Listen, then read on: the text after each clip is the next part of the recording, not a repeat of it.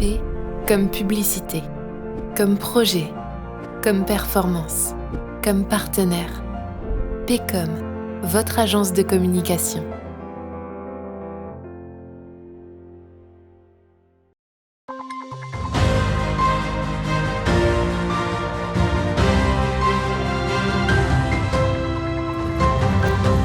Bonsoir à toutes et à tous, bienvenue dans le 15 Info. Nous sommes le lundi 13 mars, voici les titres de l'actualité.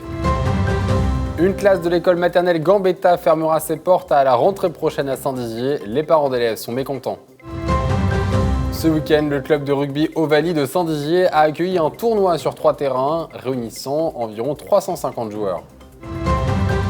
L'église de Domblin a retrouvé ses splendeurs d'antan grâce à la volonté d'une association d'habitants. Et voici pour les titres. La nouvelle est tombée jeudi dernier. Une classe de l'école maternelle Gambetta à Saint-Dizier va fermer. Les parents d'élèves se trouvent dans l'incompréhension de cette décision puisque l'effectif du nombre d'élèves inscrits est actuellement supérieur à l'année précédente alors que les inscriptions ne sont toujours pas terminées. Le schéma du nombre de classes, de fermeture de classes au niveau départemental n'est d'ailleurs toujours pas connu. Écoutez une représentante des parents d'élèves au micro de Brigitte Maestrassi. Pas eu d'arguments concrets de la part pour l'instant de l'IEN, donc de l'inspecteur de l'éducation nationale, qui conteste la véracité de nos chiffres, puisqu'en tant que parents d'élèves, nous ne faisons que répéter les informations des différents syndicats. Voilà. Nous n'avons pas de papier attestant de ce que nous avançons. Nous nous sommes rapprochés des élus locaux, de M. Quentin Brière, maire de Saint-Dizier. Nous avons profité de l'événement qu'a été l'inauguration des halles pour justement rencontrer un maximum de personnes, faire tourner nos pétitions. Voilà. Et éventuellement nous rapprocher des associations de parents d'élèves du département. Nous savons que l'engagement des maires est primordial pour défendre ces causes parce que des précédents l'ont prouvé dans d'autres départements et dans des villages et d'autres communes en France où la mobilisation des élus et des maires en particulier a été décisive.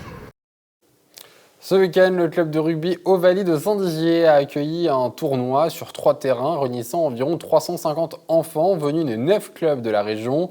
L'objectif de cette rencontre est loin de la compétition, mais plutôt de partager un moment convivial ensemble. Thiao Kargovic. Samedi 11 mars, le club de rugby Ovalie de Saint-Dizier a organisé un tournoi avec des équipes de la région, venues notamment de l'Aube ou de Lorraine. Ce sont 9 clubs et près de 350 enfants qui se sont retrouvés pour ce moment convivial. L'objectif, c'est pas un challenge, c'est pas un tournoi officiel, c'est pas un championnat.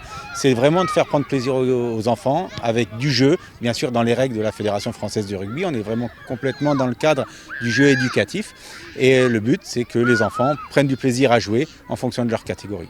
Ils sont de Nancy, de Reims, de Troyes, donc ça fait une bonne partie de cohésion. Puis après, il y a un petit goûter qui vont manger ensemble et tout, donc c'est super sympa, ça fait une petite cohésion. Puis après ils se serrent la main après les matchs et tout, c'est vraiment super, hein. C'est des bons moments passés ensemble. Ouais. Pour les parents, les valeurs du rugby sont importantes et se transmettent aussi dans ces moments-là.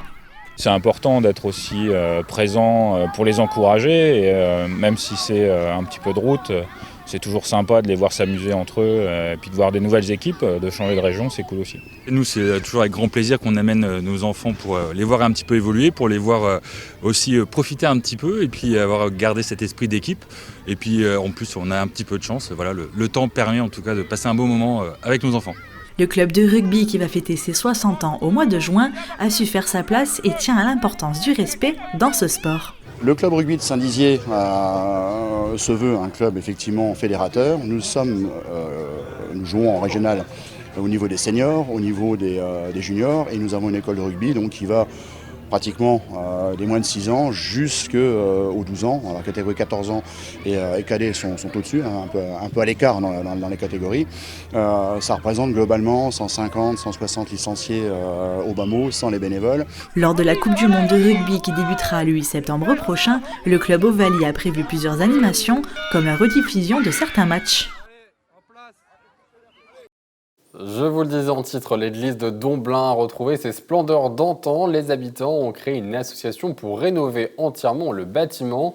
Clémentine Coppola nous propose une visite guidée non loin de Vassy en Haute-Marne. Trentaine de kilomètres de Saint-Dizier, le petit village de Domblin. Calme et paisible, depuis peu la commune a retrouvé son église.